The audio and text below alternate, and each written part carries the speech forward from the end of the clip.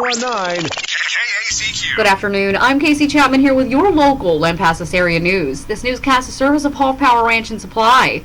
LPD enjoyed another rather uneventful day yesterday. Officers were sent out to track down a prowler on Castleberry just before 3 yesterday morning. It stayed quiet up until the late afternoon when a harassment complaint was reported in person at the PD. Officers ended the night responding to a shots fired call in the 600 block of Brown just before 11. No arrests are made by the city. The county booked in a 20-year-old Round Rock man for possession of marijuana and a 54-year-old Gatesville woman on an out-of-county charge. Lomita had a quiet day. Kipner cleared a wreck and went out on an animal complaint and spent the remainder of the day making traffic stops. County deputies were sent out to serve a warrant, rolled out to Cove on an animal complaint. Stick around, more Lampasas local area news is just moments away. Ran into an old friend the other day, lives in a town about 40 miles from here. Hadn't seen him in a long time, glad to renew the acquaintance. After talking old times for a while, I asked him why he was in town. Said he came here every so often, mostly to go to Hoff Power's Ranch and Supply to pick up feed or renew his feed contract. Really, I says, do they treat you right? Oh yeah, he says, I check around on prices here and there, and they're right on down there on cattle feed, especially if you contracted. Store inside's pretty good too, he says. Get your blue jeans or a pair of boots if you need them. Better selection of clothes and ranch stuff too than you can find around here anywhere. Pretty good recommendation, I thought. Hoff Power's Ranch and Supply. Early voting continues today for the May 1st local election. Lampasas, Lomita, and Kipner residents can cast their ballots at the election office on the square from 8 to 5. Yesterday, the election office saw 62 voters in the Lampasas-Kipner joint election and 8 voters in the Lomita election. Early voting runs through the 27th.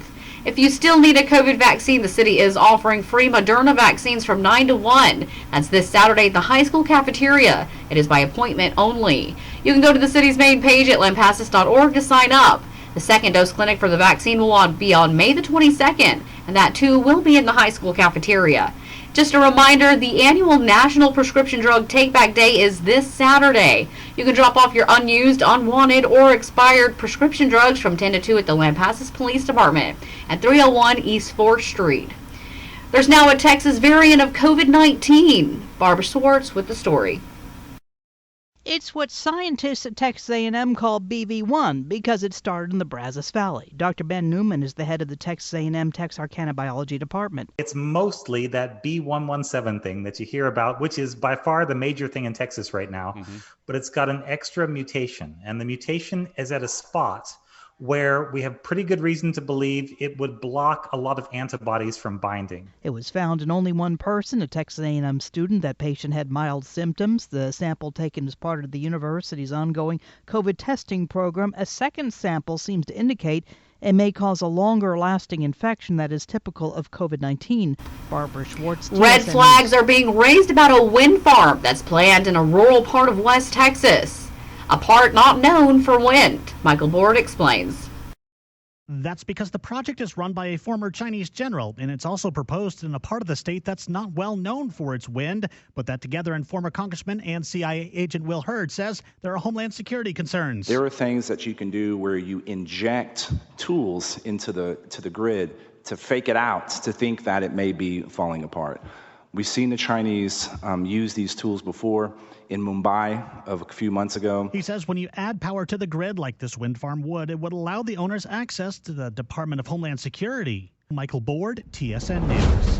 For your sports, Badger baseball now sits at 7-4 after last night's 7-2 win over Glen Rose. They'll wrap up district play this Friday when they hit the road and one more matchup with Glen Rose. You can hear that game live on KACQ 1019 or at lampasasradio.com. That's with the first pitch at 7. Stephenville still retains the #1 spot after their 5-0 shutout against Gatesville last night.